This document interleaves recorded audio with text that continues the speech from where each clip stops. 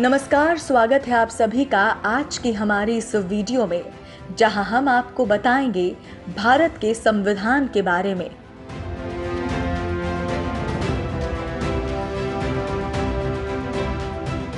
भारत का संविधान भारत का सर्वोच्च विधान है जो संविधान सभा द्वारा 26 नवंबर 1949 को पारित हुआ था। 26 जनवरी 1950 से प्रभावी हुआ। ये दिन 26 नवंबर भारत के संविधान दिवस के रूप में घोषित किया गया है, जबकि 26 जनवरी का दिन भारत में गणतंत्र दिवस के रूप में मनाया जाता है। भीमराव अंबेडकर को भारतीय संविधान का प्रधान वास्तुकार या निर्माता कहा जाता है।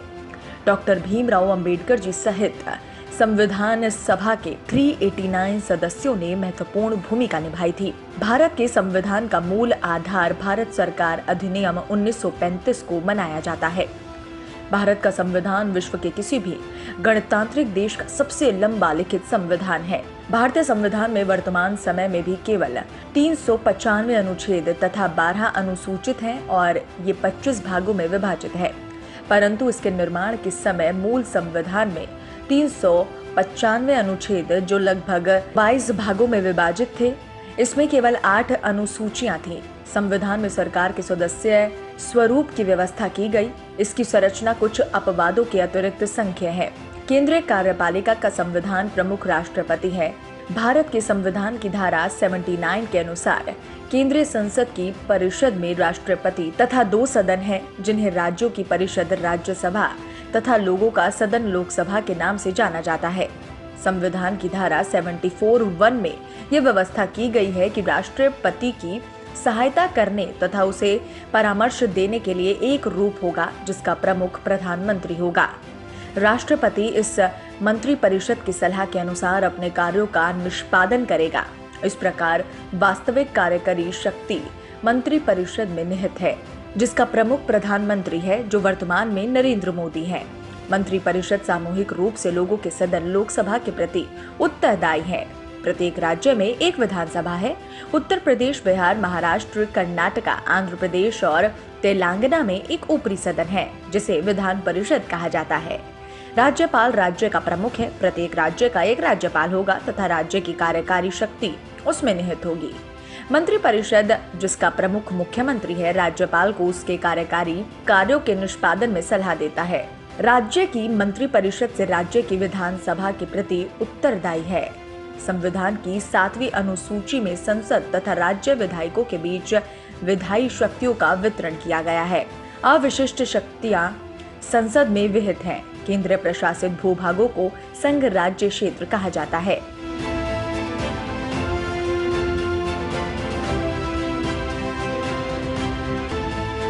भारतीय संविधान का इतिहास। द्वितीय विश्व युद्ध की समाप्ति के बाद जुलाई 1945 में ब्रिटेन ने भारत संबंधी अपनी नई नीति की घोषणा की तथा भारत की संविधान सभा के निर्माण के लिए कैबिनेट मिशन भारत भेजा, जिसमें 3 मंत्री थे।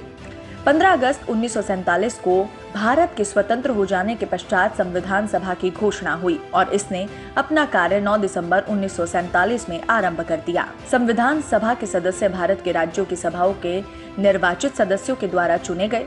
जवाहरलाल नेहरू, डॉक्टर भीमराव अंबेडकर, डॉक्टर राजेंद्र प्रसाद, सरदार वल्लभ भाई पटेल, मौलाना अबुल कलाम आजाद आदि इस सभा के प्रमुख सदस्य थे। इस संविधान सभा ने 2 वर्ष 11 माह 18 दिन में कुल 114 दिन चर्चा की। संविधान सभा में कुल 12 अधिवेशन किए तथा अंतिम दिन 284 सदस्यों ने इस पर हस्ताक्षर किए और संविधान बनने में 167 दिन बैठक की गई। इसकी बैठकों में प्रेस और जनता को भाग लेने की स्वतंत्रता थी। भारत के संविधान के निर्माण में संविधान सभा के सभी 389 सदस्यों ने महत्वपूर्ण भूमिका निभाई।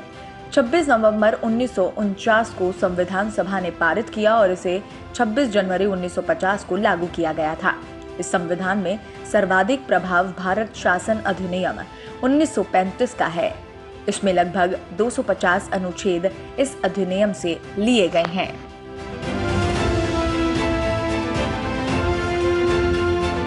संविधान की प्रस्तावना। संविधान के उद्देश्यों को प्रकट करने हेतु प्रायः उनसे पहले एक प्रस्तावना प्रस्तुत की जाती है।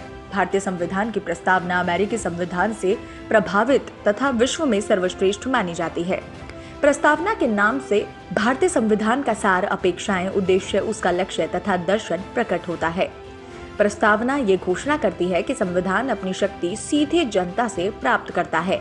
इसी कारण ये हम भारत के लोग इस वाक्य से प्रारंभ होती है। कहर सिंह बनाम भारत संघ के बाद में कहा गया था कि संविधान सभा भारतीय जनता का सीधा प्रतिनिधित्व नहीं करती। अंततः संविधान विधि की विशेष अनुकृपा प्राप्त नहीं कर सकता, परंतु न्यायालय ने इसे खारिज करते हुए संविधान को सर्वोपरि माना है, जिस पर कोई प्रश्न नहीं उठाया जा सकता। भाग 3 तथा 4 मिलाकर संविधान की आत्मा तथा चेतना कहलाते हैं, क्योंकि किसी भी स्वतंत्र राष्ट्र के लिए मौलिक अधिकार तथा नीति निर्देश देश के निर्माण में महत्वपूर्ण भूमिका निभाते हैं। नीति निर्देशक तत्व जनतांत्रिक संवैधानिक विकास के नवीनतम तत्व है। सर्वप्रथम ये आयरलैंड के संविधान में लागू किए गए थे। ये वो तत्व है जो संविधान के विकास के साथ ही विकसित हुए थे। इन तत्वों का कार्य एक जन कल्याणकारी राज्य की स्थापना करना है। भारतीय संविधान के इस भाग में नीति निर्देशक तत्वों का रूपाकर निश्चित किया गया था। मौलिक अधिकार तथा नीति निर्देशक तत्वों में भेद बताया गया और नीति निर्देशक तत्वों के महत्व को समझाया भी गया। केंद्र शासन व्यवस्था। भारत सरकार, जो आधिकारिक तौर से संघीय सरकार व आमतौर से केंद्र सरकार के नाम से जाना जाता है, 28 राज्यों तथा 8 केंद्र शासित प्रदेशों के संघीय इकाई, जो संयुक्त रूप से भारतीय गणराज्य कहलाता है, के नियंत्रक प्राधिकारी होते हैं। भारतीय संविधान द्वारा स्थापित भारत सरकार नई दिल्ली से कार्य करती है। भारत के नागरिक से संबंधित कानून जैसे नागरिक प्रक्रिया संहिता, भारतीय दंड संहिता, अपराध प्रक्रिया संहिता आदि का निर्माण मुख्यतः संसद द्वारा किया जाता है। केंद्र शासन व्यवस्था को निम्न भागों में बांटा जाता है। पहला लोकसभा, दूसरा राज्यसभा। लोकसभा। प्रथम लोकसभा का गठन 17 अप्रैल 1952 को किया गया था। इसकी प्रथम बैठक 13 मई 1952 को की गई। लोकसभा के गठन के बारे में संविधान के 2 अनुच्छेद 81 तथा 331 में प्रावधान किया गया। मूल संविधान में लोकसभा की सदस्य संख्या निर्धारित करके 500 की गई थी, किंतु बाद में इसको बढ़ा दिया गया। 31वें संविधान संशोधन 1974 के द्वारा लोकसभा की अधिकतम सदस्य संख्या 547 निर्धारित की गई। वर्तमान में गोवा, दमन, दीव और पुनर्गठन अधिनियम 1987 द्वारा ये निर्धारित किया गया है कि लोकसभा के अधिकतम सदस्य संख्या 552 हो सकती है। अनुच्छेद 81(1) क तथा ख के अनुसार लोकसभा का गठन राज्यों में पारदर्शिता निर्वाचन क्षेत्रों के द्वारा प्रत्यक्ष निर्वाचन द्वारा चुने हुए 530 से अधिक नहीं होने वाले सदस्यों तथा संघ राज्य क्षेत्रों का प्रतिनिधित्व करने वाले 20 से अधिक न होने वाले सदस्यों के द्वारा किया जाएगा। इस प्रकार लोकसभा में भारत की जनसंख्या द्वारा निर्वाचित 550 सदस्य हो सकते हैं। अनुच्छेद 331 के अनुसार यदि राष्ट्रपति की राय में लोकसभा में आंग्ल भारतीय समुदाय को पर्याप्त प्रतिनिधित्व नहीं मिला तो वो आंग्ल भारतीय समुदाय के 2 व्यक्तियों को लोकसभा के लिए नाम निर्देशित कर सकता है। अंततः लोकसभा की अधिकतम सदस्य संख्या 552 हो सकती है।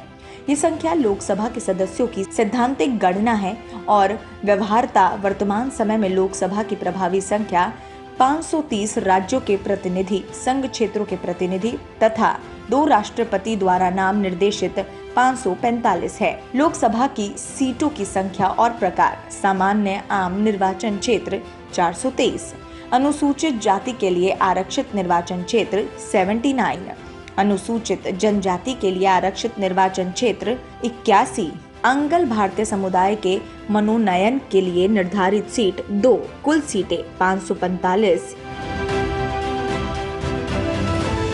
स्थानों का आरक्षण।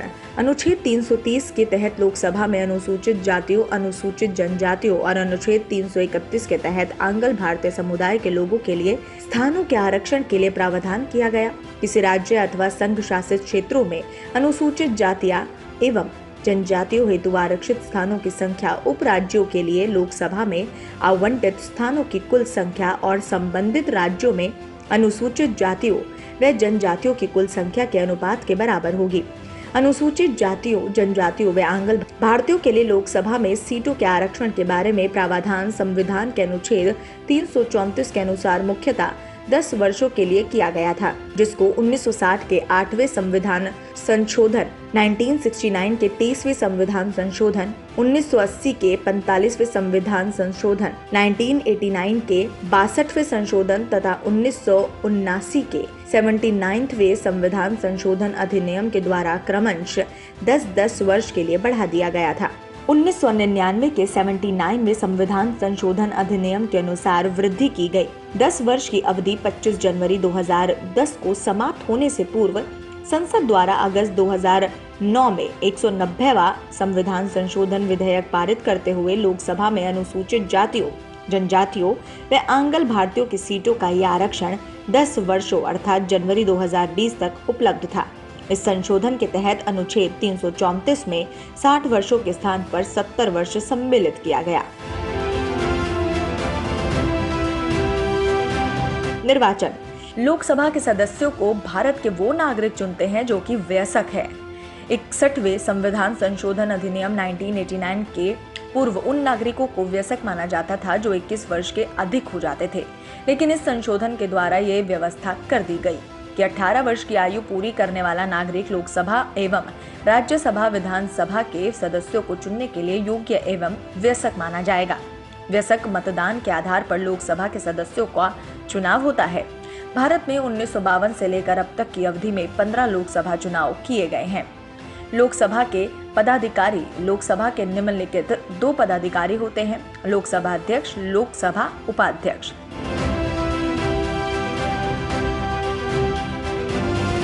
लोकसभा अध्यक्ष लोकसभा का प्रमुख पदाधिकारी होता है और लोकसभा की निम्नलिखित कार्यवाहियों को संचालन करता है। निर्वाचन। लोकसभा के सदस्यों के द्वारा लोकसभा अध्यक्ष का निर्वाचन किया जाता है। निर्वाचन का समय राष्ट्रपति द्वारा निश्चित किया जाता है और राष्ट्रपति के द्वारा निश्चित की गई तिथि की सूचना लोकसभा का महासचिव सदस्यों को देता है। राष्ट्रपति के द्वारा निश्चित की गई तिथि के पूर्व दिन के मध्याह्न से पहले कोई भी सदस्य किसी अन्य सदस्य को अध्यक्ष चुने जाने के प्रस्ताव को महासचिव को लिखित रूप में देता है तथा तीसरे सदस्य द्वारा इस प्रस्ताव का अनुमोदन किया जाता है। इस प्रस्ताव के साथ उस सदस्य जिसे अध्यक्ष चुने जाने का प्रस्ताव किया जाता है का ये कथन भी संलग्न होता है कि वो अध्यक्ष के रूप में कार्य करने के लिए तैयार है। इस तरह से एक या कई प्रस्ताव किए जाते हैं। यदि एक ही प्रस्ताव पेश किया जाता है तो चुनाव सर्वसम्मत होता है और यदि एक से अधिक प्रस्ताव पेश किए जाते हैं तो चुनाव मतदान के द्वारा होता है। उम्मीद करते हैं आपको ये वीडियो पसंद आई होगी। आप हमारी वीडियो को लाइक शेयर करके हमारे चैनल को सब्सक्राइब करना बिल्कुल ना भूलें और रोजाना देखें इसी तरह